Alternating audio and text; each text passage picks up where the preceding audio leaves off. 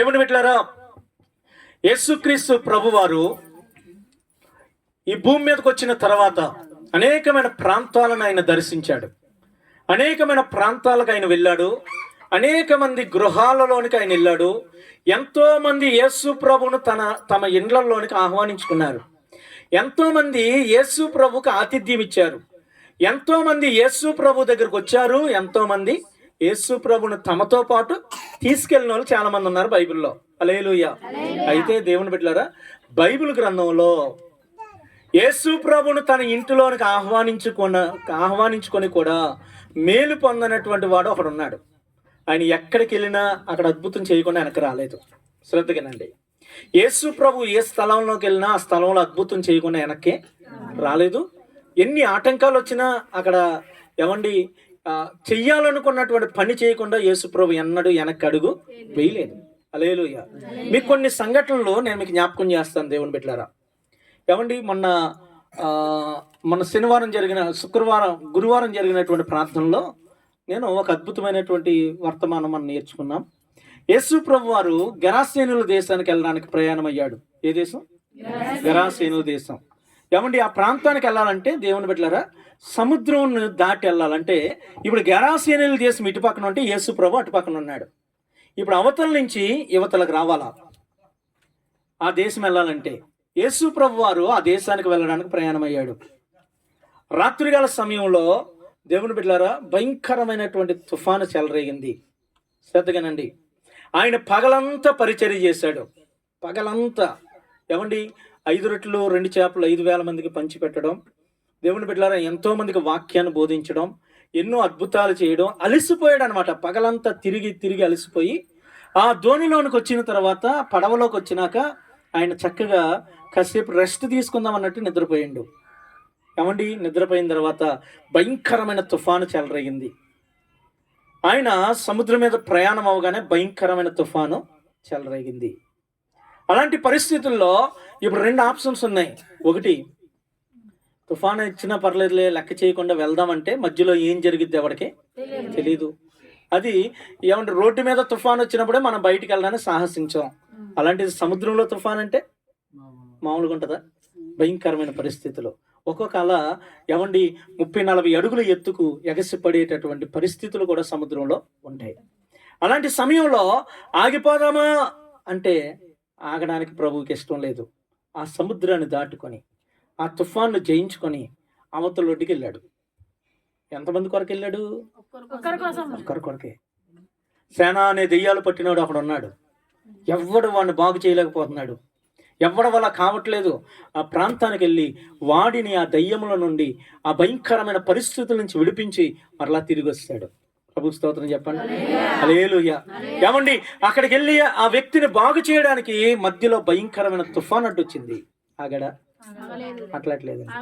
ఆగడండి, ఆగలేదు. దేవుని బిడ్డలారా, వెళ్ళాలనుకున్నాడు, వెళ్ళాడు. ఆ వ్యక్తి జీవితాన్ని మార్చాడు, తిరిగి వచ్చాడు.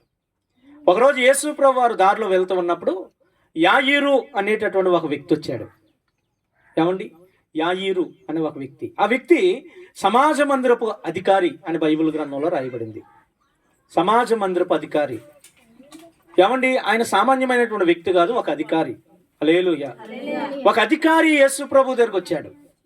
వచ్చి ఆయన పాదాలు పట్టుకుని, అయ్యా, నా కుమార్తె చావ సిద్ధమైంది, చనిపోవడానికి సిద్ధంగా ఉందయ్యా, నా బిడ్డను ఒక్కసారి కనికరించవా, అయ్యా నువ్వు ఒక్కసారి నా ఇంటికి రా అయ్యా, నా బిడ్డ కొరకు ప్రార్థన చేయ్యా అంటే యేసు ప్రభు బయలుదేరాడు. ఎక్కడికి? ఇంటికి వెళ్ళడానికి బయలుదేరాడు. ప్రభు స్తోత్రం చెప్పండి. ఇంటికి వెళ్ళడానికి బయలుదేరాడు. ఇంటికి వెళ్తా ఉన్నాడు. సగం దూరం వెళ్ళేటప్పటికి ఇంటి దగ్గర నుంచి కొంతమంది జనం వచ్చారు. ఆ అధికారి ఇంటి దగ్గర నుంచి కొంతమంది వచ్చి అంటూ ఉన్నారు, అయ్యా, ఇక ప్రభువును మీరు ఇబ్బంది పెట్టొద్దు, ఆ కుమార్తె చనిపోయింది, బోధకుని మీరు శ్రమ పెట్టొద్దు, కుమార్తె చనిపోయింది, కాబట్టి ఇక రెండయ్యా వెనక్కి వెళ్ళిపోదాం అన్నప్పుడు యేసు ప్రభు ఆగలా. యేసు ప్రభు మాట్లాడినాడు, భయపడొద్దు, నమ్మిక మాత్రం ఉంచు. హల్లెలూయా. స్తోత్రం చెప్పండి. నేను నీతో వస్తా, భయపడొద్దు అన్నాడు. ఇంటికి వెళ్ళాడు. చనిపోయిందని అందరూ గొల్లు చేసి భయంకరంగా ఏడుస్తూ ఉంటే ప్రభు అన్నాడు, వీళ్ళందరిని బయట కూర్చుని పెట్టి అన్నాడు. లోనకి వెళ్ళాడు. ఆ చనిపోయినటువంటి అమ్మాయి దగ్గరికి వెళ్ళాడు, చెయ్యి పట్టుకున్నాడు, తల్లి తాకుమి అన్నాడు. అంటే చిన్నదానా లెమ్ము అన్నాడు, చచ్చిపోయిన బిడ్డ లేచి కూర్చుంది. స్తోత్రం చెప్పండి. హల్లెలూయా. గట్టిగా చెప్పండి. ఏమండి, మరణకరమైన పరిస్థితుల్లో ఉన్నప్పుడు బయలుదేరాడు. సగం దూరం వెళ్ళేటోడికి చనిపోయిందని వార్త వచ్చింది. ఆగాడా? పరిస్థితి మార్చకుండా వెందిరిగాడా? మాట్లాడమ్మా. తిరగలా. ఇంటికి వస్తానని చెప్పిన దేవుడు వెళ్ళాడు. ఒక్కసారి యేసు ప్రభు ఏదైనా చేయడానికి ఫిక్స్ అయ్యాడంటే దేవుని బిడ్డలారా, అది మార్చడం ఎవడతరం కాదు, దాన్ని కాదనడం ఎవడతరం కాదు. హల్లెలూయా. యేసు ప్రభు మనసులో ఉద్దేశించాడు, నేను నీ ఇంటికి వస్తాను, నీ కుమార్తెను బతికిస్తానని. రోగంతో ఉంటే ఏంటి, చచ్చిపోతే ఏంటి, ఆయనకు అసాధ్యమైంది ఏముంది? స్తోత్రం చెప్పండి. రోగంతో ఉన్నప్పుడు బయలుదేరాడు, చచ్చిపోయిన తర్వాత చేతులు ఎత్తేసాడా? అమ్మో చచ్చిపోయిందమ్మా నా వల్ల కాదన్నాడా? లేదండి.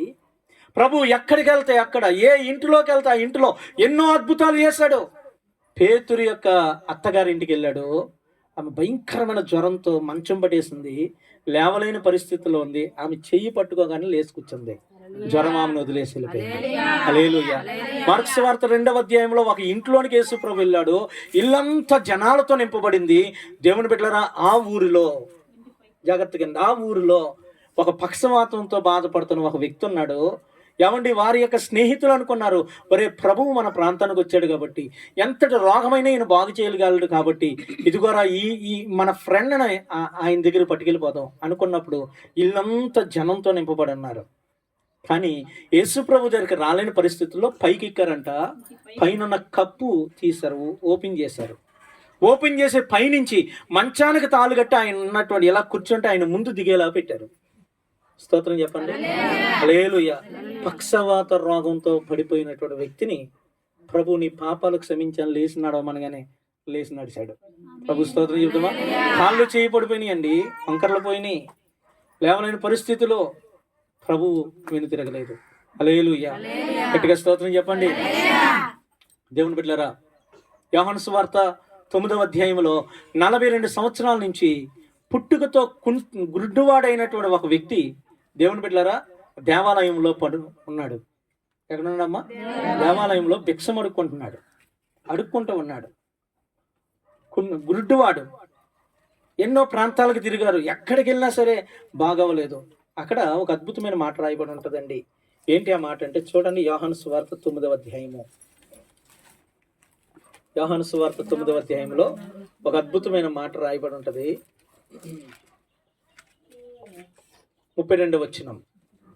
పుట్టిగుడ్డివాని కన్నులు ఎవరైనాను తెరిచినట్టు లోకము పుట్టినప్పటి నుండి వినబడలేదు. స్తోత్రం చెప్పండి. ఏమండి, ఆ రోజుల్లో దేవుని బిడ్డలారా, పుట్టుకతో గుడ్డివాడి కన్నులు తెరిచినట్లుగా లోకం పుట్టింది మొదలుకొని అప్పుడు దాకా ఎప్పుడు జరగలేదు అలాంటి అద్భుతం. ప్రభు ఆ స్థలానికి వెళ్ళాడండి. ఆ వ్యక్తిని చూశాడు. చూసిన తర్వాత ఆ వ్యక్తి యొక్క కన్నులను ముట్టగానే అతని కళ్ళు తెరవబడినాయి. స్తోత్రం చెప్పండి. 42 సంవత్సరాల నుంచి పుట్టుకతోనే గుడ్డోడి కింద పుట్టినవాడిని యేసు ప్రభు కేవలం ఆయన చేతి స్పర్శతో స్వస్థపరిచాడు, బాగు చేశాడు. 38 సంవత్సరాల రోగం. ఇదే యోహాను సువార్త 5వ అధ్యాయంలో బెతెస్దా కోనేరు దగ్గర పడిపోయి ఉన్నాడు. 38 సంవత్సరాలు పక్షవాతం వచ్చింది. పట్టించుకునే స్థితి లేదు, పట్టించుకునే దిక్కు లేదు. ఎవ్వరు కూడా కోనేటిలోనికి దించడానికి వాడికి సాయం చేయగలిగినాడు ఎవడు లేని పరిస్థితి. యేసు ప్రభు అక్కడికి వెళ్ళాడు. నీ పరుపెత్తుకొని లేచి నడవమనగానే ఏమండి 38 సంవత్సరాల నుంచి ఏమండి పక్షవాతంతో పడిపోయిన మనిషి పరుపెత్తుకొని భుజాన్ని వేసుకొని పరిగెత్తుకుంటా దేవుని స్తుతించడం మొదలెట్టాడు. హల్లెలూయా. స్తోత్రం చెప్పండి. హల్లెలూయా. గట్టిగా చెప్పండి. దేవుని బిడ్డలారా, ఇంకా ఆశ్చర్యకరమైన సంగతి ఏంటో తెలుసా? ఒకానొక రోజు బేతనియా నుంచి యేసు ప్రభు కబురు వచ్చింది. ఏంటి కబురు? యోహాను సువార్త 11వ అధ్యాయం 1వ వచనాల్లో ఉంటుంది. ఏమని కబురు వచ్చింది తెలుసా? నీవు ప్రేమించే నీ స్నేహితుడు లాజరు రోగంతో ఉన్నాడయ్యా, లాజరు జబ్బు పట్టాడయ్యా, నువ్వు వచ్చి స్వస్థపరచడానికి నువ్వు రావాల్సిందిగా, ప్రార్థన చేయడానికి రావాల్సిందిగా నీ కొరకు వేడుకుంటున్నారయ్యా అని ఒక కబురు యేసు ప్రభు దగ్గరకు వచ్చింది. హల్లెలూయా. అయితే ఆ కబురు వచ్చిన తర్వాత యేసు ప్రభు 3 దినాలు ఆలస్యం చేశాడంట. ఎన్ని దినాలు? అట్లట్లేదండి. ఇప్పుడు చావ సిద్ధంగా ఉన్నాడు, చచ్చిపోవడానికి సిద్ధంగా ఉన్నాడు, నీ కొరకు వెయిట్ చేస్తున్నారంటే ముందెళ్ళాలా ఆలస్యం చేయాలా? స్పీడ్కి వెళ్ళాలా? కంగారుకి వెళ్ళాలా? ఈయన తీరుబాటుగా తాపీగా వెళ్ళాడు. ఎంత మాత్రం టెన్షన్ లేదు. దేవుని బిడ్డలారా, ఈయన వెళ్ళే సమయానికే అక్కడ లాజరు చనిపోయాడు. చనిపోవడమే కాదు, బరియల్ కార్యక్రమం కూడా అయిపోయింది, సమాధి కార్యక్రమం అయిపోయింది. హల్లెలూయా. యేసు ప్రభు తన శిష్యులతో అన్నాడు, లాజరును లేపుదాం పండు అన్నాడు. హల్లెలూయా. ఏమన్నాడండి? లాజరును లేపుదాం పండు అన్నాడు. హల్లెలూయా. స్తోత్రం చెప్తామా? దేవుని బిడ్డలారా, అయ్యా అతడు రోగంతో ఉన్నాడు కదా, ఇప్పుడు మనల్ని చంపడానికి చూస్తున్నారు అందరూ. ఎందుకంటే నీ బోధలు విని అధికారులను విడిచిపెట్టి ప్రజలు నిన్ను వెంబడిస్తూ ఉన్నారు కాబట్టి అధికారులు నీ మీద కక్ష కట్టారు. నువ్వు దొరికితే చంపాలని చూస్తున్నారు. ఈ టైంలో మనకు అవసరం అక్కడికి వెళ్దాం అంటే ప్రభు అన్నాడు, లేదు లేదు, అక్కడ లాజరు పడి ఉన్నాడు, అతను లేపాలి. మనం వెళ్ళకపోతే అతని పరిస్థితి మారదు, మనం వెళ్దాం పండి అన్నాడు. హల్లెలూయా. స్తోత్రం చెప్పండి. దేవుని బిడ్డలారా, ఏమండి, తన పిల్లలు ఆపదలో ఉంటే ప్రభు ఎంతకైనా తెగించే దేవుడు, ఏ పరిస్థితికైనా రాగలిగిన దేవుడు. ఆమేన్. హల్లెలూయా. యేసు ప్రభు వెళ్ళేసరికి సమాధి కార్యక్రమం అయిపోయి చిన్నదనం జరుగుతున్నట్టుంది. ఏమండి, 4వ రోజున అందరూ కూర్చున్నారంట, ఏడుస్తున్నారంట. కూర్చొని ఏడుస్తున్న పరిస్థితుల్లో ప్రభు వెళ్ళాడు. యేసు ప్రభు వచ్చాడని ఆ ఇంటి వాళ్ళకి తెలిసి మార్తమ్మ పరిగెత్తుకుంటూ వచ్చే మాట అంటుంది. ఏమని తెలుసా? అయ్యా, నీవు గనక ఇక్కడుంటే నా సహోదరుడు చావకపోయేవాడయ్యా అన్నది. దేవుని బిడ్డలారా, యేసు ప్రభు అన్నాడు తెలుసా? అమ్మా మార్త, ఇదిగో అయినప్పటికీ నీ తమ్ముడు బ్రతుకుతాడు, నేను బ్రతికిస్తాను అంటే ఆమె ఏమంటుంది? అయ్యా, పునరుత్థానంలో బతుకుతాడయ్యా, నాకు తెలుసయ్యా అంది. స్తోత్రం చెప్పండి. యేసు ప్రభు అన్నాడు, పునరుత్థానంలో కాదు తల్లి, ఇప్పుడే బతికిస్తాను అన్నాడు. హల్లెలూయా. గట్టిగా స్తోత్రం చెప్తామా? పునరుత్థానం జీవం నేను వస్తే పునరుత్థానం వచ్చినట్టే. హల్లెలూయా. దేవుని బిడ్డలారా, కుళ్ళిపోయిన శవం 4 రోజులైంది పాతి పెట్టబడి. 4 రోజులైనటువంటి శవమును లాజరు బయటికి రానగానే, ఏమండి, ప్రేత వస్త్రాలతో చుట్టబడినటువంటి లాజరు సమాధిలోంచి నడుచుకుంటూ బయటకు వచ్చాడు. స్తోత్రం చెప్పండి, గట్టిగా చెప్పండి. హల్లెలూయా, హల్లెలూయా. ఒకనొక రోజున యేసు ప్రభు వారు ఒక వీధిలో కూర్చొని ఉన్నాడు, త్రోవ ప్రక్కన కూర్చొని ఉన్నాడు. నాయీను అనేటటువంటి ఊరిలో దేవుని బిడ్డలారా, యేసు ప్రభు ప్రక్కన ఉన్నప్పుడు ఆ ఊర్లో ఒక వెధవరాలు ఉంది. ఎవరమ్మా? వెధవరాలు ఉంది. ఆమెకు ఒక్కగాని ఒక కొడుకు చచ్చిపోయాడు. 12 సంవత్సరాల వయసు అబ్బాయిది. చనిపోయిన తర్వాత ప్రజలందరూ పాడి మీద పెట్టుకొని మోసుకుంటూ పోతుంటే తల్లి వెనకాల రొమ్ము కొట్టుకుంటూ ఏడ్చుకుంటూ, కొడుకా నాకున్న దిక్కు నువ్వే కదరా, నువ్వు పోతే ఇంక నేను ఎందుకోసం బతకాలరని ఏడుస్తుంటే యేసు ప్రభుకి కనికరం పుట్టిందంట. ఏం కలిగింది? కనికరం పుట్టింది. దగ్గరికి వెళ్ళాడు, పాడి మోసే వాళ్ళని ఆగమన్నాడు. వాళ్ళందరూ నిలబడ్డారు. యేసు ప్రభు పాడిని ఇలా ముట్టుకోగానే చచ్చిపోయినోడు లేచి కూర్చున్నాడు. స్తోత్రం చెప్పండి.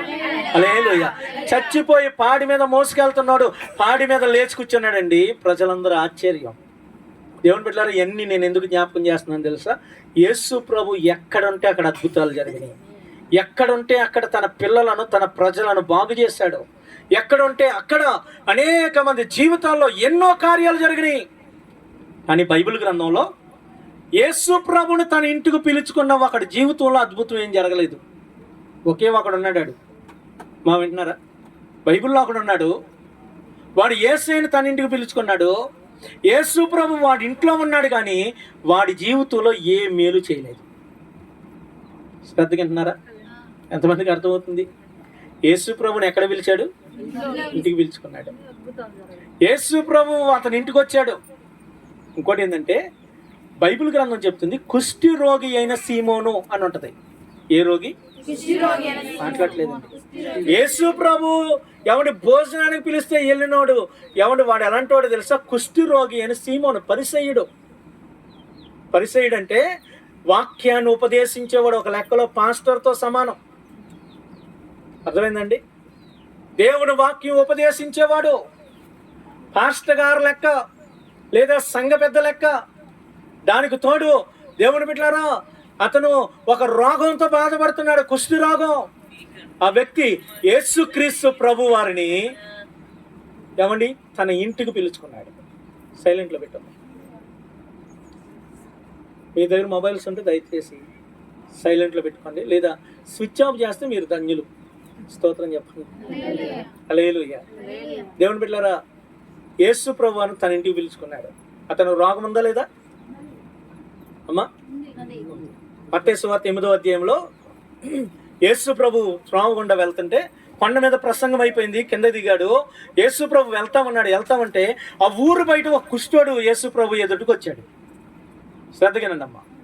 ఊరు బయట ఒక కుష్ఠరోగంతో బాధపడుతున్నాడు. వచ్చి, ప్రభా నీకు ఇష్టమైతే నన్ను శుద్ధిగా చేయగలవా అన్నాడు. యేసు ప్రభు ఏమన్నాడు?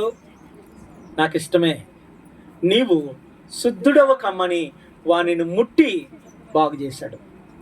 హల్లెలూయా. గట్టిగా దేవునికి స్తోత్రం చెప్పండి. హల్లెలూయా. ఏమండి, ఎక్కడో ఊరు బయట ఉన్న కుష్ఠరోగిని యేసు ప్రభు బాగు చేశాడు. అలాగే దేవుని బిడ్డలారా, లూకా సువార్త 17వ అధ్యాయంలో మనకు కనబడుతూ ఉంటుంది 10 మంది కుష్ఠరోగులు. ఏమండి, ఎంతమంది కుష్ఠరోగులు? మాట్లాడలేదు. 10 మంది కుష్ఠరోగులు ఏమండి ఊరు బయట ఉన్నారు. యేసు ప్రభు ఆ స్థలానికి వెళ్ళాడు. దేవుని బిడ్డలారా, 10 మంది ఆయన దగ్గరికి వచ్చారు. ఆయనకు సాగిలు పడ్డారు, మమ్మల్ని బాగు చేయని వేడుకున్నారు. యేసు ప్రభు వారితో చెప్పారు, ఇక్కడ రాయబడింది, మీరు వెళ్ళి మిమ్ములను యాజకులకు కనుపరుచుకొనండి అన్నాడు. ప్రభు స్తోత్రం చెప్దామా అమ్మా, వింటున్నారా? అంటే యాజకుడి దగ్గరికి ఎప్పుడు వెళ్తాడో తెలుసా కుష్ఠుడు? శ్రద్ధగానండి. యాజకుడి దగ్గర కుష్ఠరోగి ఎప్పుడు వెళ్తాడు? యాజకుడు అంటే దైవజనుడు, పాస్టర్ గారి దగ్గర కుష్ఠరోగి ఎప్పుడు వెళ్ళాలో మనకి లేవికాండంలో రాయబడి ఉంటుంది. లేవికాండము 13, 14, 15 అధ్యాయాల్లో రాయబడి ఉంటుంది. స్తోత్రం చెప్పండి. ఒక వ్యక్తికి కుష్ఠరోగం తగ్గిన తర్వాత, ఆ మచ్చ మొత్తం తగ్గిన తర్వాత, పొడంతా తగ్గిన తర్వాత, రసికారకం తగ్గిన తర్వాత, వాపు తగ్గిన తర్వాత అప్పుడు యాజకుడి దగ్గరికి వెళ్ళాలా. ఇప్పుడు 10 మంది కుష్ఠరోగులు యేసు ప్రభు దగ్గరికి వచ్చి, అయ్యా మమ్మల్ని బాగు చేయ్యా, మమ్మల్ని స్వస్థపరిచేయ అంటే యేసు ప్రభు ఏమంటున్నాడు? మీరు వెళ్ళి పాస్టర్ గారికి కనబడండి అంటున్నాడు. స్తోత్రం చెప్పండి. ఎక్కడ పంపించాడమ్మా? మీరు వెళ్ళి దైవజనుడికి వెళ్ళి కనిపించండి అన్నాడు. వీరు వెళుతూ ఉండగానే స్వస్థత జరిగిందంట. అంటే వీరు వెళ్ళక ముందు కుష్ఠరోగం ఉందా లేదా? వెళ్తా ఉన్నప్పుడు జరిగింది. వెళ్ళాలంటే అంత విశ్వాసం కావాలి. అరే, ఇప్పుడు మనకు రోగం ఉందిరా, కుష్ఠరోగంతో ఊర్లోకి కూడా కాదు, పాస్టర్ గారి దగ్గర పొమ్మంటున్నాడు. ఊళ్ళోకి వెళ్తేనే రాళ్ళతో పెట్టుకుంటూ చంపుతారు. అదే పాస్టర్ గారి దగ్గరికి వెళ్తే అసలు ఇంక బతకనిస్తారా? దైవజనుడి దగ్గరికి వెళ్తే ఆయనను మనం కనుక ముట్టి ఆ పరిసరాన్ని, ఆ మందిరాన్ని అపవిత్రం చేస్తే ఇంకా మనకు బతుకుంటుందా? కాబట్టి మనం వెళ్ళకూడదురా అనే అవిశ్వాసం వారిలోకి రాకుండా యేసు ప్రభు చెప్పాడు, మనం వెళ్దాం, చచ్చినా బతికినా ఆయన చెప్పాడు కాబట్టి మనం వెళ్దాం అని వారు నిశ్చయతతో బయలుదేరారు. ప్రభువు మాట వినగానే వెళ్తున్న దారిలోనే అద్భుతం జరిగిపోయింది. 10 మంది కుష్ఠరోగులు శుద్ధులైపోయారని వాక్యంలో రాయబడింది. హల్లెలూయా. దేవుని బిడ్డలారా, బైబిల్లో ఎంతో మంది, నయమాన్ అనే కుష్ఠరోగి దైవజనుడి దగ్గరికి వచ్చినప్పుడు బాగవలేదా? మిరియాముకు కుష్ఠరోగం వచ్చినప్పుడు మోసే ప్రార్థన చేస్తే బాగవలేదా? ఎంతో మంది ఉన్నారు. కానీ బైబిల్ గ్రంథంలో యేసు ప్రభునే తన ఇంటికి పిలుచుకున్నాడు ఈ కుష్ఠరోగి. ఎవరా కుష్ఠరోగి? సీమోను అనే పరిసయ్యుడు కుష్ఠరోగి. యేసు ప్రభును తన ఇంటికి పిలుచుకున్నాడు. కానీ యేసు ప్రభు తన ఇంటికి వచ్చాడు, యేసు ప్రభు భోజనం చేశాడు, యేసు ప్రభు అతని ఇంట్లో విందు ఏర్పాటు చేశాడు యేసు ప్రభుకి అతడు. కానీ అతనికి మాత్రం స్వస్థత జరిగినట్టు బైబిల్ గ్రంథంలో రాయబడలేదు. స్తోత్రం చెప్పండి. హల్లెలూయా. ఎందరినో బాగు చేసిన యేసుక్రీస్తు ఆ వ్యక్తిని ఎందుకు బాగు చేయలేదు? ఈరోజు మనం నేర్చుకోబోతూ ఉన్నాం. ఎంతమందికి అర్థమవుతుంది? ఎందరినో బాగు చేసిన దేవుడు ఈ సీమోను ఎందుకు బాగు చేయలేదు? సీమోను యొక్క రోగాన్ని ఎందుకు దేవుడు స్వస్థపరచలేదు? ఈరోజు మనం వినబోతూ ఉన్నాం, దేవుడు మనతో మాట్లాడబోతూ ఉన్నాడు. శ్రద్ధగానండి. ఇప్పటి వరకు ఎన్నో అద్భుతాలు, ప్రభువు చేసిన ఎన్నో అద్భుతాలు, ఆశ్చర్య కార్యాలు మనం చూసాం. ఇంకో మాట చెప్పినా దేవుని బిడ్డలారా, ఆయనలో నుంచి ప్రభావం వెళ్ళి కూడా అనేకులను బాగు చేసింది. స్తోత్రం చెప్పండి. ఏం వెళ్ళిందంటే ఆయనలోంచి ప్రభావం. అంటే మీకు అర్థం అవడం చెప్తా. ప్రభావం అంటే ఏంటంటే శక. ఏంటండి? పెద్ద మంట వేసారు అనుకోండి. ఏమండి, నీకు శరీరానికి వేడి తగలాలంటే మంటలోకి వెళ్ళకలొద్దు, మంటకి దగ్గరికి వెళ్తే చాలు. అంత దూరంలో అది మండుతూ ఉన్నప్పుడు ఇక్కడికే నీకు ఏం తగులుతూ ఉంటది? సెగ తగులుతూ ఉంటది, వేడి తగులుతూ ఉంటది. ప్రభావం అంటది. స్తోత్రం చెప్పండి. ఆయన ఎక్కడో ఉంటాడో ఆయనలో ఉన్న మహిమ ఇక్కడ ఉన్న రోగాన్ని తాకిద్ది. స్తోత్రం చెప్పండి. ఆయనలో ఉన్న ప్రభావము ఇక్కడున్న వ్యక్తిని తాకుతుంది. అలాగే ఎందరినో బాగు చేసినట్లుగా ఏమండి మార్క్స్ వార్త 5వ అధ్యాయంలోనూ, లూకాసు వార్త 6వ అధ్యాయంలో కూడా ఎన్నో విషయాలు బైబిల్ గ్రంథంలో లిఖించబడ్డాయి, రాతపూర్వకంగా ఉన్నాయి. స్తోత్రం చెప్పండి, గట్టిగా చెప్పండి. రికార్డెడ్గా ఉన్నాయండి, రికార్డ్ చేయబడినాయి బైబిల్లో. ఏదో నోటి మాటలతో ఏమండి ఇవన్నిటిని కూడా నోటి మాటలు చెప్పి పక్కన పెట్టలేదు, రికార్డెడ్గా ఉన్నాయి. ఎప్పటికీ కూడా దేవుని బిడ్డలారా నిరూపించబడతా ఉన్నాయి. ప్రభుకి స్తోత్రం. మరి అన్ని కార్యాలు జరిగినాయి కదా, ఈ కుష్ఠరోగ జీవితంలో ఎందుకు కార్యం జరగలేదు? కుష్ఠరోగిని యేసు ప్రభు ఎందుకు బాగు చేయలేదు? ఈ సీమోన్ని ఎందుకు బాగు చేయలేదు? అసలు ఈ సీమోను ఇంటికి ఎందుకు వెళ్ళాడు యేసు ప్రభు? మనం చదువుదామండి. సీమోను ఇంటికి అసలు ఎందుకు వెళ్ళాల్సి వచ్చింది, ఎందుకు వెళ్ళాడు, అతడికి ఎందుకు బాగవ్వలేదు అనే విషయాలు ఈ యొక్క ప్రత్యేక సమయంలో మనం నేర్చుకుందాం. లూకాసు వార్త 7వ అధ్యాయము 36వ వచనం మరొకసారి చదువుదాం. పరిసయ్యుల్లో ఒకడు తనతో కూడా భోజనము చేయవలనని ఆయనను అడిగెను. ఆయన పరిసయ్యుని ఇంటికి వెళ్ళి భోజన పంక్తిని కూర్చుండగా, స్తోత్రం చెప్పండి, ఎక్కడ కూర్చున్నాడమ్మా? అతని ఇంటికి వెళ్ళాడే వెళ్ళలేదా? వెళ్ళాడు. భోజనం పంక్తిలు అంటే ఏమండి బఫే సిస్టంలో కూర్చున్నాడా లేదా? కూర్చున్నాడు. స్తోత్రం చెప్పండి. ఇంటికి వెళ్ళాడు, ఆడు కూర్చున్నాడు, తినడానికి సిద్ధపడ్డాడు కూడా. దేవుని బిడ్డలారా, అయితే మరి యేసు ప్రభు అక్కడికి వెళ్ళి అన్నీ చేసినప్పటికీ మరి అతని జీవితంలో ఎందుకని మేలు చూడలేకపోయాడు? అతని బ్రతుకులో ఎందుకు ఏమండి అద్భుతం జరగలేదు అనే విషయాలు మనం ఈరోజు చూడబోతూ ఉన్నాం. ప్రభుకి స్తోత్రం చెప్పండి. హల్లెలూయా, హల్లెలూయా. దేవుని బిడ్డలారా, చూద్దామండి, కొన్ని విషయాలు మనం నేర్చుకుందాం. చూడండి, ఈ వాక్యంలో నుంచి ఈ 36వ వచనం నుండి 50వ వచనం వరకు ఈ సందర్భం రాయబడి ఉంది. లూకాసు వార్త 7వ అధ్యాయము 36 నుంచి 50వ వచనం వరకు ఈ సందర్భం రాయబడి ఉంది. దీన్ని నేను మీకు నేను వివరిస్తాను, శ్రద్ధగా వినండి. వివరించిన తర్వాత ఇందులో ఉన్న ప్రాముఖ్యమైన విషయాలు ఒక 4 మాటలు చెప్పి ఎందుకు ఇతని జీవితంలో మేలు పొందలేకపోయాడు, ఒక 4-5 విషయాలు చెప్పి నేను వాక్యాన్ని ముగించేస్తాను. ప్రభు స్తోత్రం. హల్లెలూయా. యేసు ప్రభుని కుష్ఠరోగి ఇంటికి పిలుచుకున్నాడు, లేదా పరిసయ్యుడైన సీమోన్ ఇంటికి పిలుచుకున్నాడు. యేసు ప్రభు వెళ్ళాడు, భోజన పంక్తిలో కూర్చున్నాడు. భోజనం చేయడానికి కూర్చొని ఉన్నప్పుడు ఆ ఊరిలో ఒక పాపాత్మురాలైన, ఒక వ్యభిచారం చేసే ఒక స్త్రీ ఉంది. ఎవరండి? వ్యభిచారం చేసేటటువంటి స్త్రీ, ఒళ్ళమ్ముకొని బతుకుతున్నటువంటి స్త్రీ ఉంది. ఆమె యేసు ప్రభు ఈ సీమోను గారి ఇంటికి వచ్చాడని విన్నది. విని ఆ భోజన పంక్తిలో కూర్చున్న ప్రభువు దగ్గరికి వచ్చింది. ఇలాగే కూర్చొని ఉన్నారు అందరూ. కూర్చున్నటువంటి ప్రభువు దగ్గరికి వచ్చింది. వచ్చి దేవుని బిడ్డలారా ప్రభు పాదాల మీద పడింది. ఎక్కడ పడిందండి? ప్రభు పాదాల మీద పడింది.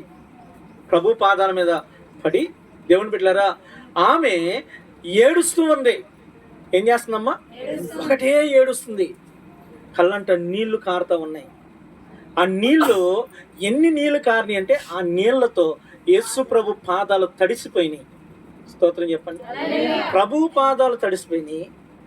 ఆ ప్రభు పాదాలు తడిసిపోయినటువంటి పాదాలను దేవుని బిడ్డలారా తన తల తీసి తల ఆ వెంట్రుకలతో శుభ్రంగా అద్దుతా ఉంది, తుడుస్తూ ఉంది. తల వెంట్రుకలతో ఆయన పాదాలను తుడిసింది. పాదాల మీద పడింది, ముద్దు పెట్టుకుంది. పెట్టుకోవడం మాత్రమే కాదు దేవుని బిడ్డలారా, అత్తర బుడ్డోడు పట్టుకొచ్చింది. ఏం పట్టుకొచ్చిందమ్మా? అత్తర బుడ్డు పట్టుకొచ్చింది. అత్తరును ఆయన పాదాలకు పూసింది. హల్లెలూయా. అదంతా జరుగుతూ ఉన్నప్పుడు యేసు ప్రభు ఏం మాట్లాడట్లేదు. ఆమె వచ్చిందండి, కాళ్ళు పట్టుకుందండి, పాదాలు పట్టుకుందండి. పట్టుకొని ఎన్ని చేస్తామంటే అందరూ విచిత్రంగా చూస్తున్నారు. దేవుని బిడ్డలారా విచిత్రంగా చూస్తున్నారు. అక్కడ హేమహేమీలు అందరూ ఉన్నారు. అక్కడ మీకు ఎలా తెలుసు పాస్టర్ గారు అంటే ఒక ఎమ్మెల్యే గారు వస్తే ఒకడొస్తాడా? మాట్లాడలేదు. ఒకవేళ నీ ఇంటికి ఆయన వస్తున్నాడు అనుకో, ఎక్కడో ఒక 100 కిలోమీటర్లు అవతల నీ కూతురుని కూడా పిలుతావుగా. మన ఇంటికి ఎమ్మెల్యే గారు వస్తున్నారు, అర్జెంటుగా తట్టబొట్ట చదువుకొని రావాల్సిందే. హల్లెలూయా. స్తోత్రం చెప్పండి, గట్టి చెప్పండి. ఎక్కడెక్కడ నీ అన్నదమ్ములను, బంధువులందరూ నీ ఇంట్లో ఉంటారు. అలాగే ఈ పరిసయ్యుని ఇంటికి యేసు ప్రభు వచ్చినప్పుడు అతని బంధు జనాంగం అంతా అక్కడే ఉండి ఉంటారు. ఆ ఊరిలో ఉన్న పెద్దలందరూ అక్కడే ఉండి ఉంటారు. వాళ్ళందరూ విచిత్రంగా చూస్తున్నారు.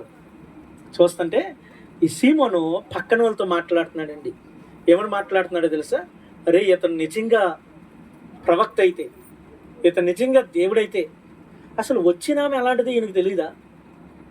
ఆమె అంత పాపాత్మురాలు వచ్చి ముట్టుకొని ఇంత ఎలా చేస్తుంటే ఈయనేంద్రా ఏమంటలేదు, అసలు ఏంటి ఈయన ఎందుకు మాట్లాడట్లేదు అని తమలో తాము ఏం చేస్తున్నారంటే అండి, తమలో తాము అనుకోవడం మొదలెట్టారు. ప్రభువుకు వ్యతిరేకంగా మాట్లాడుకోవడం మొదలెట్టారు. ఈ మాటలు యేసు ప్రభు గ్రహించాడు. స్తోత్రం చెప్పండి. ఇలా పైకన్నారా లోపల అనుకున్నారా? లోపల అనుకున్నారండి. పైకన్లా లోపల అనుకున్నారు. లోపల అనుకున్నటువంటి మాటలను యేసు ప్రభు ముందే గ్రహించాడు. గ్రహించిన వాడై, దేవుని బిడ్డలారా, గ్రహించిన వాడై యేసు ప్రభు ఒక ఉపమానం చెప్తా ఉన్నాడు. ఇదిగో ఒక వ్యక్తికి ఇద్దరు దాసులు ఉన్నారు. ఒక యజమాని కింద ఇద్దరు పనులు ఉన్నారు. అందులో ఒకడికి ఏమండి, ఒకడికి 50 దేనారాలు ఇచ్చాడు, మరొకడికి 500 దేనారాలు ఇచ్చాడు. ఒక దేనారం అంటే ₹10. ఎంతమ్మా దేనారం అంటే? ఒక రోజు కూలి. ఆ రోజుల్లో ఒక రోజంతా పని చేస్తే ₹10 కూలి. హల్లెలూయా. ఒకడికి ఒక దేనారం ఇస్తే మరొకడికి 500 దేనారాలు. ఏమండి, 50 దేనారాలు ఒకడికి ఇస్తే 500 దేనారాలు మరొకడికి ఇచ్చారు. అయితే ఇప్పుడు వాళ్ళిద్దరూ కట్టలేని పరిస్థితులు ఉన్నప్పుడు ఆ యజమాని ఇద్దరిని దగ్గర పిలిచి, అన్న మీరు కట్టలేకపోతున్నారు కదరా, కాబట్టి నేను మీ అప్పును క్షమిస్తున్నాను అన్నాడు. అన్నప్పుడు వీళ్ళిద్దరిలోనికి ఎవరు ఎక్కువగా యజమానిని ప్రేమిస్తారో అని అడిగాడు. అమ్మ, అర్థమవుతుందా? ఇప్పుడు వీళ్ళిద్దరిలోనికి ఎవరు యజమానిని ఎవరు ప్రేమిస్తారు? 50 దేనారాలు క్షమించబడినోడా, 500 దేనారాలు క్షమించబడినోడా? అమ్మా, ఇప్పుడు నువ్వు ₹1,00,000 నా దగ్గర అప్పు ఉన్నావమ్మా. ఇంకొక ఆమె జస్ట్ ఒక 10,000 ఉంది. నేను 10,000 ఉన్నవాడిని క్షమించాను, ₹1,00,000 అప్పు ఉన్న నిన్ను కూడా క్షమించాను. ఇప్పుడు మీ ఇద్దరిలోకి నన్ను ఎవరు ఎక్కువ ఇష్టపడతారో? ₹1,00,000 ఉన్న అప్పు ఉన్నవాడా, లేకపోతే 10,000 అప్పు ఉన్నవాడా? మరి దానికి 50 అంటున్నారేంటి అంటే అర్థం కావట్లేదు అన్నమాట. స్తోత్రం చెప్పండి. ఇక్కడ యేసు ప్రభు అడగగానే వాళ్ళందరూ కూడా పండితులేమో, ఏమండి, వాళ్ళకి వెంటనే అర్థమైంది, మనకు అర్థం కాలేదు.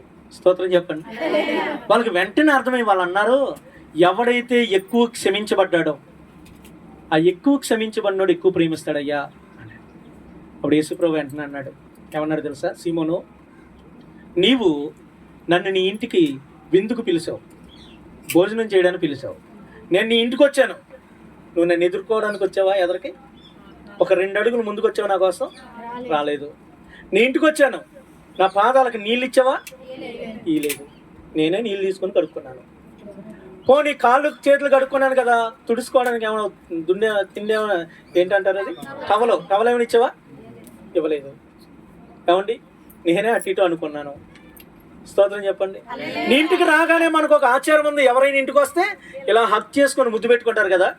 నువ్వు కనీసం నా దగ్గరికి వచ్చి నన్ను ఎట్లా హక్ చేసుకొని ప్రేమతో ఒక ముద్దు పెట్టావా? పెట్టలేదు. ఏమండి, తర్వాత నేను నీ ఇంటికి వచ్చాను కదా, ఎవరు ఆ ప్రాంతానికి వెళ్ళినా నూనె తల మీద పోయడం అనేది వాళ్ళ ఆచారం. ఏం పోస్తారమ్మా? తల మీద నూనె పోస్తారు, వాళ్ళ ఆచారం.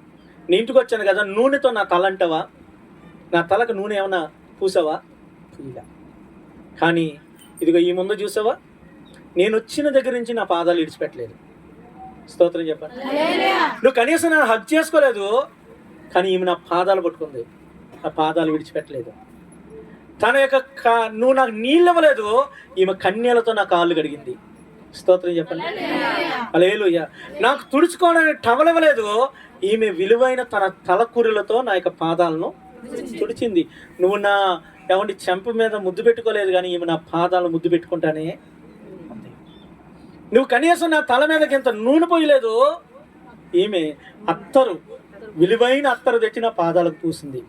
అప్పుడు మీ ఇద్దరిలోకి నన్ను ఎక్కువ ఎవరు ప్రేమిస్తున్నారు అనుకోవాలన్నాడు. స్తోత్రం చెప్పండి. డైరెక్ట్ ఎన్కౌంటరే.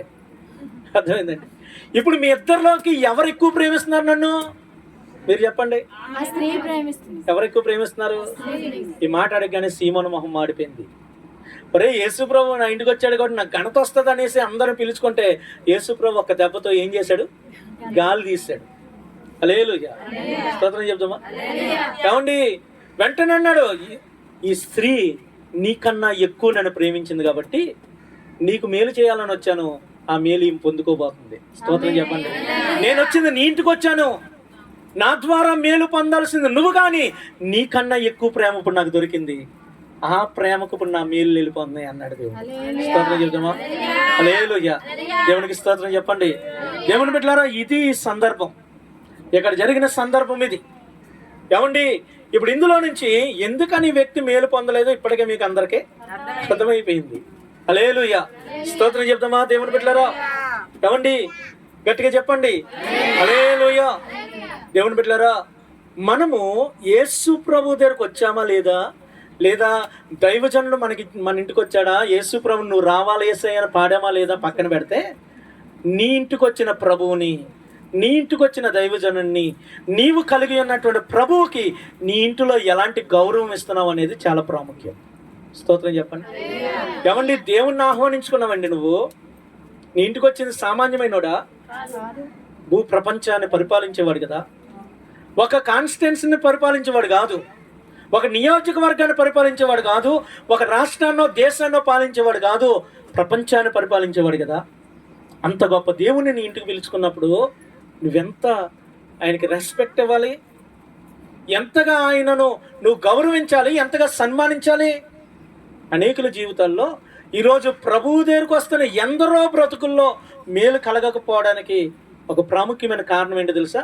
వారు దేవుడి దగ్గరికి వస్తారు కానీ దేవుడికి చెల్లించాల్సినటువంటి మహిమ దేవునికి చెల్లించరు, దేవుడికి ఇవ్వాల్సినంత గౌరవాన్ని దేవుడికి ఇవ్వరు. హల్లెలూయా. అందుకే 29వ అధ్యాయం కీర్తనల గ్రంథంలో ఒక అద్భుతమైన మాట అక్కడ రాయబడి ఉంటుంది. ఒకసారి చూడండి, కీర్తనల గ్రంథము 29వ అధ్యాయము. ఇక్కడ రాయబడింది మొదటి 2 వచనాలు. దైవపుత్రులారా, యెహోవాకు ఆరోపించుడి, ప్రభావ మహాత్యములను యెహోవాకు ఆరోపించుడి, యెహోవా నామమునకు చెందవలసిన ప్రభావమును ఆయనకు ఏంటంటే ఆయనకు చెందవలసిన మహిమ, ఆయనకు చెందవలసిన ప్రభావము నువ్వు ఆయనకి ఇవ్వాలా. ప్రభు స్తోత్రం చెప్పండి, గట్టిగా చెప్పండి. ఈరోజు దేవుని బిడ్డలారా, ఏమండి, అద్భుతాలు చేసిన దేవుడు సీమోని ఇంట్లోకి వెళ్ళినా అక్కడ ఎందుకు మేలు జరగలేదు తెలుసా? సీమోని యొక్క రిసీవింగ్ బాగలేదు. ఏం బాగలేదమ్మా? అట్లట్లేదండి, ప్రభువు పట్ల అతని వైఖరి బాగలేదు, అతని వైఖరి బాగలేదు. ఒక పాపాత్మురాలు, వ్యభిచారి, పాపాలు క్షమించబడి నీతిమంతురాలుగా తీర్చబడి అక్కడి నుంచి ఎందుకు వెళ్ళిందో తెలుసా? దేవుణ్ణి చేర్చుకున్న విధానం బాగుంది. ఈరోజు దేవుణ్ణి నువ్వు ఎలాంటి మనసుతో స్వీకరిస్తున్నావు అనేది చాలా ప్రాముఖ్యం. ఎలాంటి ఉద్దేశాలతో నువ్వు దేవుని సన్నిధికి వస్తున్నావు అనేది చాలా ప్రాముఖ్యం. ప్రభుకి స్తోత్రం చెప్పండి, గట్టిగా చెప్పండి హల్లెలూయా.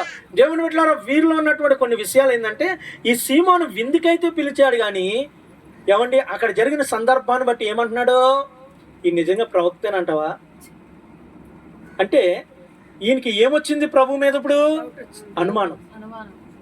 సీమోను జీవితంలో దేవుని ద్వారా మేలు పొందకపోవడానికి, ప్రభు అద్భుతం చేయకపోవడానికి కారణం ఏంటో తెలుసా? తన దగ్గర ఉన్నటువంటి సర్వోన్నతుడైన దేవుని మీద ఈయనకి నమ్మకం లేదు, అనుమానం. ఏంటి అనుమానం? ఒరే, ఈయన నిజంగా దేవుడైతే, నిజంగా ప్రవక్త అయితే అలా వచ్చింది ఎవరితో ఈయనకి తెలీదా? అది ఎలాంటి పనులు చేస్తో తెలీదా? దాన్ని ఎందుకు రానిచ్చాడు ఈయన దగ్గరికి అంటున్నాడు. స్తోత్రం చెప్పండి. ఆయన అనుమానం ఆయనలో పెట్టుకున్నా బాగుండేది. ఏమండి, ఆ అనుమాన రోగంతో పక్కనోడిని కూడా చెడగొడుతున్నాడు. ఎవరితో చెప్తున్నాడు చెప్పండి అమ్మా, ఎవరితో చెప్తున్నాడు? ఇక్కడ ఉందండి పక్కన 39వ వచనంలో, ఆయన పిలిచిన పరిసయ్యుడు అది చూసి, ఈయన ప్రవక్త అయిన ఎడల తన్ను ముట్టుకొనని ఈ స్త్రీ ఎవతయో ఎటువంటిదో ఎరిగియుండునో, ఇది పాపాత్మురాలని తనలో తాను అనుకున్నాడు. స్తోత్రం చెప్పండి హల్లెలూయా. ఈరోజు దేవుని బిడ్డలారా, ఇదిగో ప్రభు దగ్గరికి వస్తున్నాం, ప్రభు సన్నిధికి వస్తున్నాం. ఆయన ఎలాంటి వాడో నీవు సరైన అవగాహన లేకపోతే, సరైనటువంటి ఏమండి దేవుని మీద విశ్వాసాన్ని నువ్వు కనపరచకపోతే దేవుని నీ జీవితంలో మేలు చేయడం. స్తోత్రం చెప్పండి.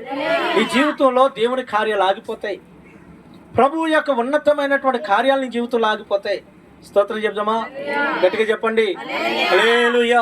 రెండవది, దేవుని బిడ్డలారా, ప్రభువు నీ దగ్గరికి వచ్చినప్పుడు అమ్మా నీవు ఆయనను హత్తుకునేటటువంటి విధానం చాలా ప్రాముఖ్యం. ఎలాంటి విధానం? కొంతమంది పొమ్మను లేక పొగబెట్టారు అంటారు. స్తోత్రం చెప్పండి. ఎందుకు ఆ నానుడు ఎలాగొచ్చింది, ఆ సామెత ఎలాగొచ్చింది అంటే, ఇంటికి వచ్చిన చుట్టాన్ని నువ్వు సరిగా చూడకపోతే ఎన్ని రోజులు ఉంటావురా ఇంటి మీద పడి తింటున్నావు పోవా అని అడిగినట్టు. మొదట రాగానే మటను, సాయంత్రం చికెను, తర్వాత రోజు చేపలు. ఏమండి ఒక 4 రోజులు అయిన తర్వాత పచ్చి పులుసు, పచ్చడ, కారం మీద. అయ్యో అక్క అసలు ఈరోజు ఏం లేదక్క, ఉప్పు కారం ఉంది ఏమంటావా? ఇంకా అర్థమైపోవాలి ఆడికి. ఏమని? ఓహో నేను ఎప్పుడు పోతానా అని చూస్తుంది ఇది. కాబట్టి నా మర్యాద పోకముందే నేను పోతాం బెటరు. హల్లెలూయా. స్తోత్రం చెప్పండి, గట్టిగా చెప్పండి. దేవుని బిడ్డలారా, అట్లాగే ఈయన ప్రభువును పిలుచుకున్నాడు కానీ దేవుని పట్ల సరైన వైఖరి చూపించట్లేదు. కారణం నేను అనుకున్నాను, తన చుట్టూ ఉన్న వాళ్ళందరి ముందు ఈయన నేనేంటో చూపించుకుందాం అంటే, యేసుప్రభు దగ్గరికి వెళ్ళగానే అందరు కాళ్ళ మీద అడిపోతున్నారు కదా, నేను పడకుండా నిలబడితే నా వాల్యూ పెరిగిద్ది అనుకున్నాడు. స్తోత్రం చెప్పండి. నేను ప్రభువుని పట్టలేంటి తిరుగుతూ ఉంటే ఆయనను చూడాలని రాజులు ఆశపడ్డారు కదండి. హేరోదు రాజు యేసు ప్రభు ఎవరో చూడాలని తన జీవితకాలంలో ఆశపడ్డాడండి. సిలువ వేయబడ్డానికి ముందు, తీర్పుకు ముందు హేరోదు దగ్గరకు పంపిస్తే అక్కడ అంటాడు, నిన్ను ఎప్పుడు చూడాలా అని ఆశపడ్డాను నేను, ఇన్నాళ్ళు నా కోరిక తీరింది అంటాడు. ఎవరో? యేసుని పరిపాలించే రాజు. రాజులే ఆయన కోసం పరితపిస్తున్నప్పుడు నేను స్టాండర్డ్గా అట్లా నిలబడితే నా వాల్యూ పెరిగిద్ది అనుకున్నాడు. హల్లెలూయా. అంటే ప్రభువుని పిలుచుకున్నాడు కానీ తగ్గింపు స్వభావం తనలో లేదు. ఒకటి విశ్వాసం లేదు, రెండోది సరైన రిసీవింగ్ లేదు, మూడోది తగ్గించుకునే స్వభావం లేదు. స్తోత్రం చెప్పండి, గట్టిగా చెప్పండి హల్లెలూయా. ఈరోజు దేవుని బిడ్డలారా, నా జీవితాల్లో ఏమండి మన బ్రతుకుల్లో ప్రభువు మీద విశ్వాసం లేకపోయినా, ప్రభువుని నీ హృదయంలో చేర్చుకునే విధానం సరిగ్గా లేకపోయినా, దేవుని బిడ్డలారా, దేవుని సన్నిధికి వచ్చినప్పుడు నువ్వు తగ్గించుకునే గుణం నీలో లేకపోయినా దేవుని ద్వారా నువ్వు ఎలాంటి అద్భుతం పొందలేవు. దేవుని ద్వారా ఎలాంటి ఆశ్చర్యమైన కార్యాన్ని నువ్వు పొందలేవు, చూడలేవు. స్తోత్రం చెప్పండి, గట్టిగా చెప్పండి హల్లెలూయా. ఏమండి విశ్వాసం లేక ఆయన ప్రాంత ప్రజలు దేవుని కార్యాలు పొందలేకపోయారు. ఆయన సొంత వాళ్ళే దేవుని ద్వారా మేలు పొందలేకపోయారని బైబిల్ గ్రంథంలో రాయబడింది. హల్లెలూయా. స్తోత్రం చెప్పండి. తగ్గింపు జీవితం లేక ఎంతో మంది దేవుని బిడ్డలారా ప్రభువు ద్వారా అనేకమైన ఆశ్చర్య కార్యాలు చూడలేకపోయారు. తను తాను తగ్గించుకునేవాడు హెచ్చింపబడును అన్నాడు దేవుడు. స్తోత్రం చెప్పండి.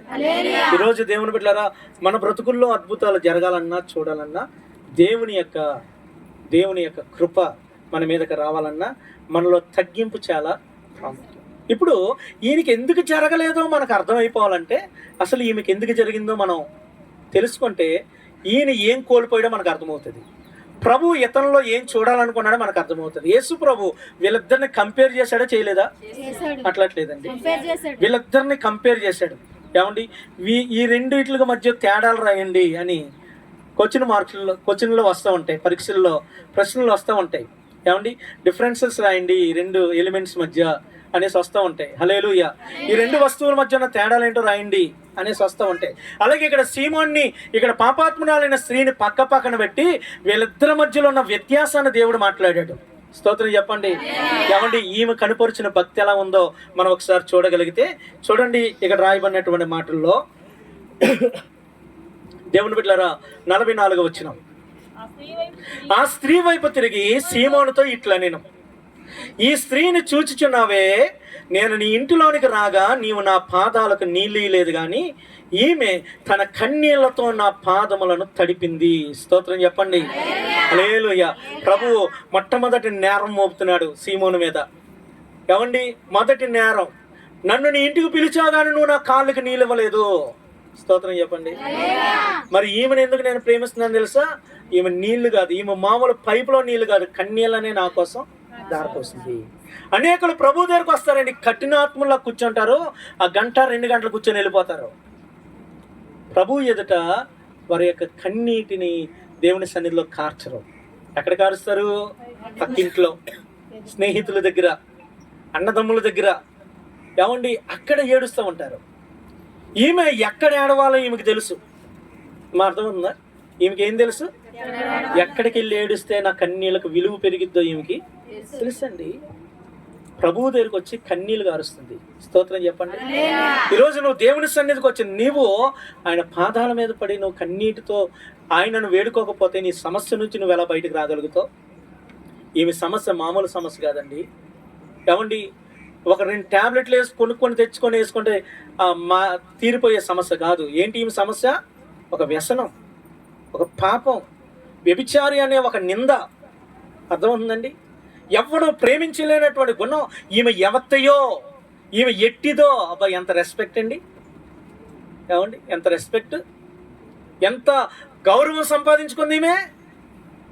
ఎవరితరా ఈమె, ఎవరితో ఈమె అంటున్నాడు సీమోను.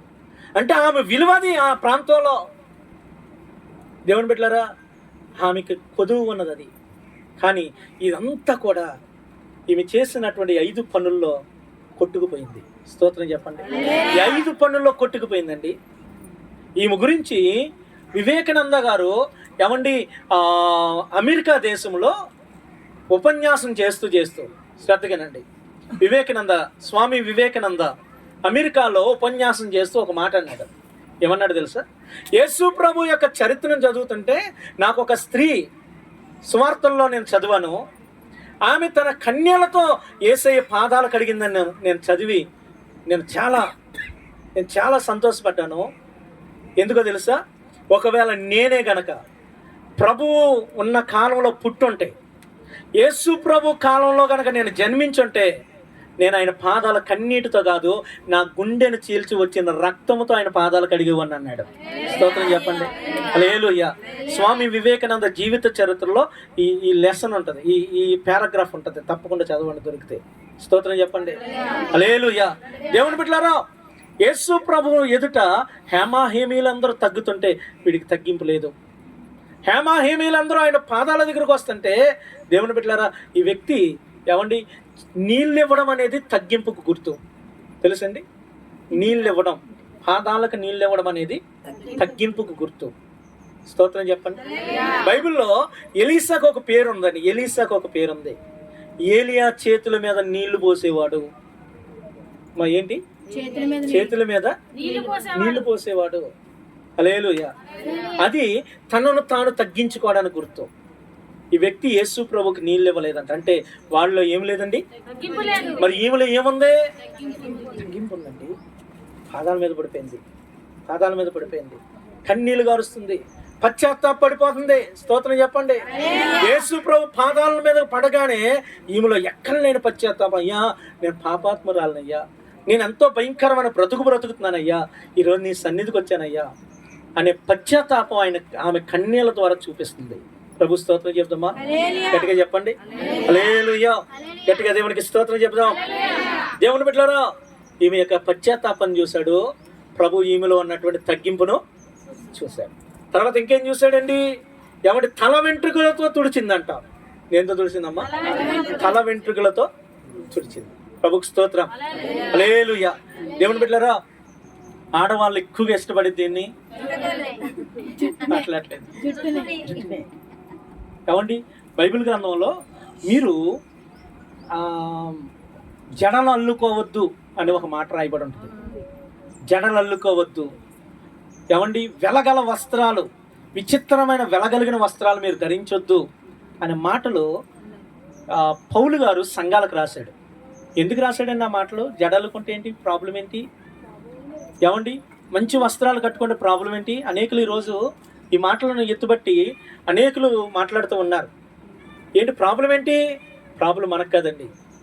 ఆనాడు ఆ ప్రాంతంలో వేశ్యలు ఏమండి జడలు భయంకరంగా రకరకాలైన జడలు అల్లుకొని ఎదుటిన్నటువంటి వ్యక్తిని ఆకర్షించడానికి జడలను ఉపయోగించేవారంట.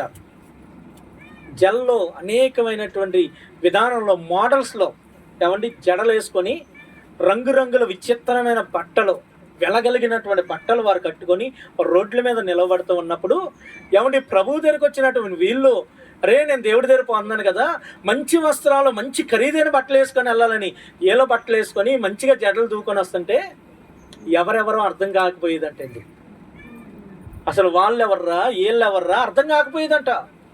ప్రపంచం ఇద్దరిని ఒకేలాగా చూస్తుందని పౌలు గారు ఆ మాటలు రాశాడు. ఏమన్నా తెలుసా, మీరు ప్రభు సన్నిధికి వచ్చినప్పుడు జడలు అల్లుకోకండి, వెలగలిగిన వస్త్రాలు మీరు ధరించొద్దు. ఎందుకంటే వాళ్ళకి నీకు తేడా కనబడాలి, కనిపించాలి. ప్రభు స్తోత్రం చెప్దామా. ఈమె తన యొక్క తలను తీసుకొచ్చి ఏమండి వేసి ఎక్కువగా ఏమండి ఉపయోగించే ఒక అస్త్రం ఏంటంటే తన జుట్టు. ఇప్పుడు ఆ జుట్టును తెచ్చి ప్రభు పాదాల దగ్గర పెట్టింది. అంటే అయ్యా నా వేశ్య వృత్తిని నేను వదిలేస్తున్నాను అయ్యా అని చెప్పింది. ప్రభు స్తోత్రం చెప్పండి. ఎంతవరకు నేను చేసిన నా పాపను వదిలేసుకుంటానయ్యా అని ప్రభువుకి తాను అప్పగించేసుకుంటుంది. హల్లెలూయా. దేవుని బిడ్డలారా వింటున్నారా? ఈరోజు ప్రభు దగ్గర రావడం మాత్రమే కాదండి, ప్రభు దగ్గరకు వచ్చిన మనం తగ్గింపు కలిగినటువంటి జీవితం మనలో కనబడాల. స్తోత్రం చెప్పండి. ప్రభు దగ్గరకు వచ్చినటువంటి మనలో పశ్చాత్తాపపు జీవితం మనలో కనబడాలి. ప్రభు దగ్గరకు వచ్చిన మనం పాత రోత జీవితం ఇంకా మనలో కనబడడానికి వీలు. ఆమె తన తలను విప్పిందండి. జుట్టు ఏమండి, జుట్టు ఎట్లా ఏంటి అల్లిన జుట్టుతో తుడిస్తే పోతుందా? అహనాలు మొత్తం జుట్టు అంతా విరబూసి ఆ జుట్టుతో తుడుస్తుందంట. స్తోత్రం చెప్పండి. అంటే అర్థం ఏంటి? అయ్యా ఇక నేను నా వృత్తిని వదిలేస్తానయ్యా, ప్రభు పాదాల మీద పడిపోయాను. యేసయ్య పాదాలు ముద్దు పెట్టుకుంటుందే. అయ్యా ఇక ఈ పెదవులు వేరొకటి దగ్గరికి పోవయ్యా. స్తోత్రం చెప్దామా. హల్లెలూయా. అత్తర తెచ్చి ప్రభు పాదాల దగ్గరికి వస్తుంది. ఏమండి అత్తరు అనేకులను ఆకర్షించడానికి ఉపయోగించేది, అత్తరు. ఏమండి నా చిన్నప్పుడు ఒక యాడ్ ఒకటి వచ్చింది. యాడ్ 10వ తరగతి చదివేటప్పుడు యాడ్ ఒకటి వచ్చింది. ఆ యాడ్లో ఒక అతను ఏమండి ఆ సెంటు బాటిల్ ఇట్లా కొట్టుకోగానే ఓ 10 మంది వచ్చి ఆయన మీద పడిపోయేవాడు. ఏమండి ఒక ప్రాంతానికి వెళ్ళి సెంటు బాటిల్ కొట్టుకోగానే ఇళ్లలోనే ఎలకలన్నీ పరిగెట్టుకుంటే బయటికి.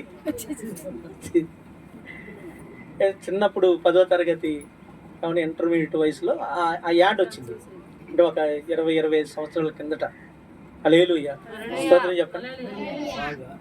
మరి అదేదో సెంట్ ఏమన్నా విన్నారా? దేవుని బిడ్డలారా, అంటే సెంటు ఇతరులను ఆకర్షించడానికి. ఇప్పుడు ఆ సెంటు తెచ్చి ఏడపోస్తుందండి. అయ్యా ఇక నేను మనుషులు నా వైపు వచ్చినా రాపోయినా పర్లేదు, నువ్వు నాతో ఉంటే చాలయ్యా, నువ్వు నాతో ఉంటే చాలయ్యా. స్తోత్రం చెప్పండి. ఈరోజు దేవుడి దగ్గరికి వచ్చిన నీ జీవితంలో ప్రభు కోరుకునేది ఇదే కదా. ఏమండి నువ్వు దేవుని కొరకు బ్రతకడమే కదా ప్రభు కోరుకునేది. ఆయన ఎదుట తగ్గింపు కలిగిన జీవితమే కదా ప్రభు కోరుకునేది. ఆయనతో ఉండాలనే ఆశే కదండి దేవుడు నీ పట్ల కనపరిచేది. స్తోత్రం చెప్పండి. పోయిన వారం ఒక వాక్యాన్ని చెప్పాను నేను.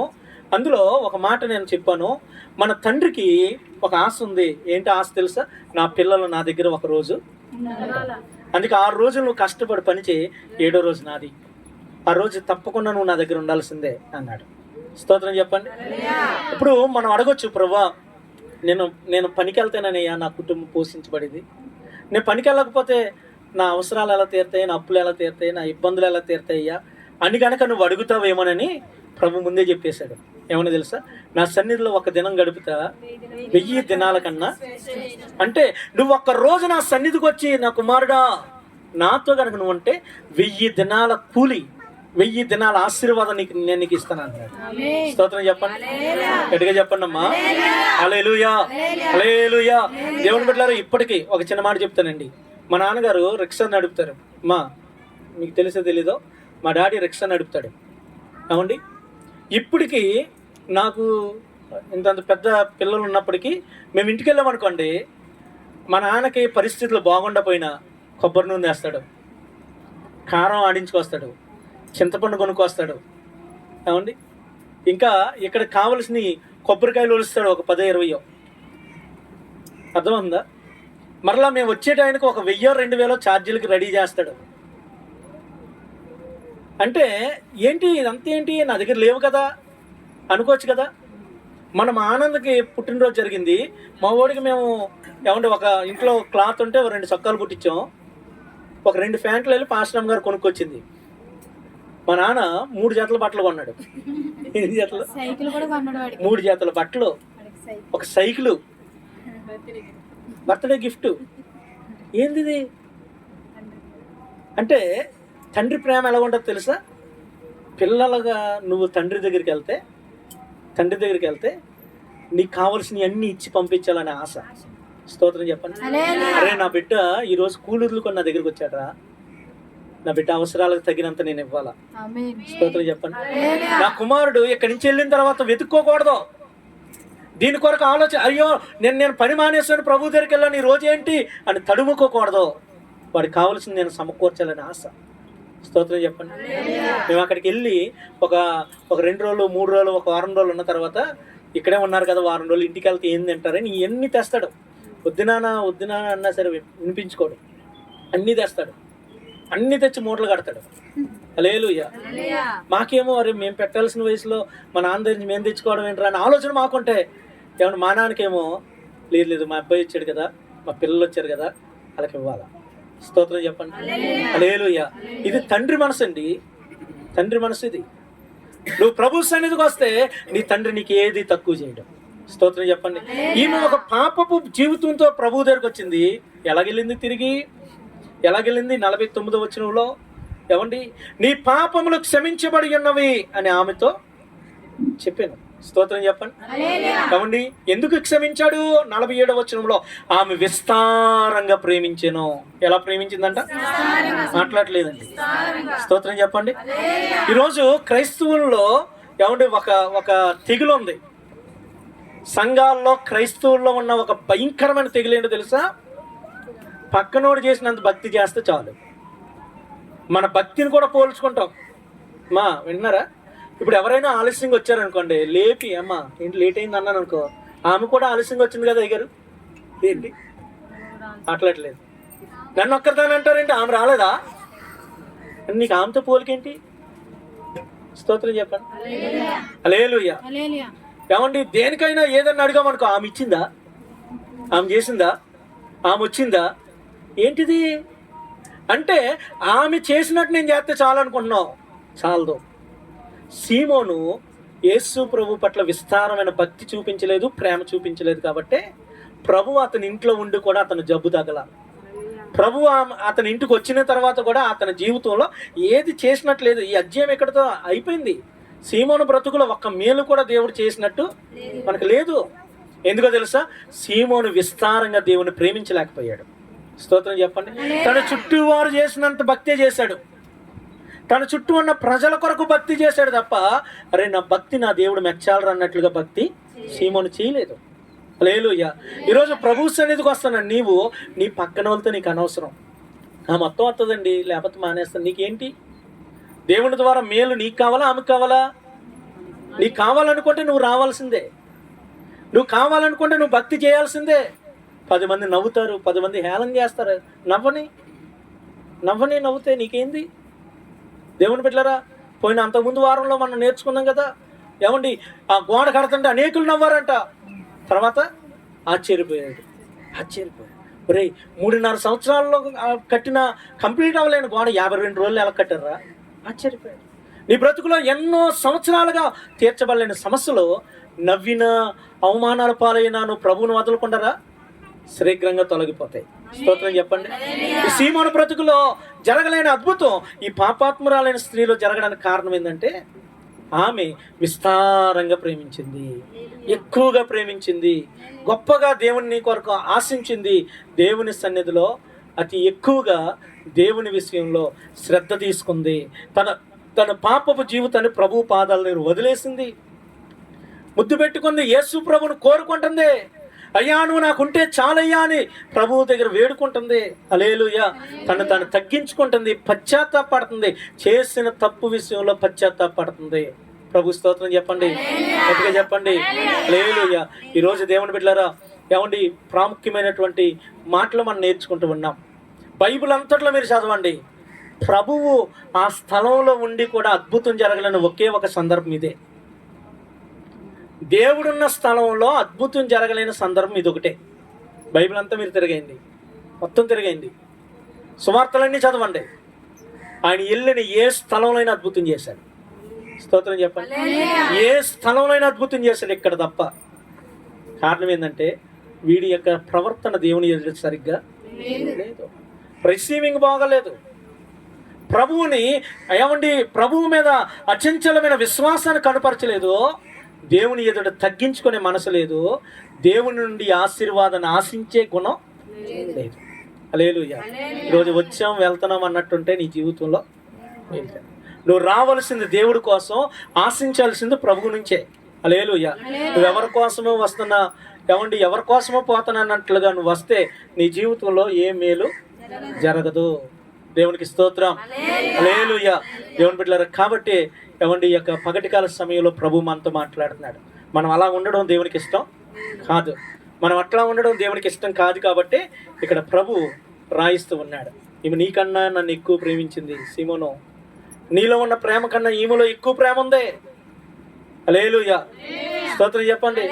నువ్వు నాకు 50 నాణాలు 50 దేనారాలు నువ్వు నా పట్ల ప్రేమ చూపిస్తే ఈమె 500 దేనారాలు ప్రేమ చూపించింది.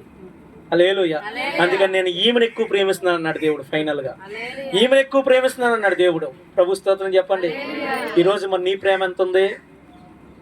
నీ ప్రేమ ఎంత ఉంది దేవుని మీద? నీ భక్తి ఎంత ఉంది? హల్లెలూయా. స్తోత్రం చెప్పండి. నీ భక్తి అధికమైతే దేవుని బిడ్డ ఏమన్నా మనుషుల కోసం నువ్వు చూడవు, ఒకడి కొరకు నువ్వు చూడవు, పరుగులెడతావు, ప్రభు కొరకు పరుగులెడతావు. దేవుని బిడ్డలారా, ఎవరిని పట్టించుకోవు, దేవుని సన్నిధిలో ఉంటే చాలు అన్నట్లుగానే నీ భక్తి జీవితాన్ని కనపరుస్తావు. దేవునికి స్తోత్రం చెప్పండి. చిన్న ప్రార్థన చేసుకుందాం. అందరు తలలు వంచండి, కళ్ళు మూసుకోండి. ప్రార్థన.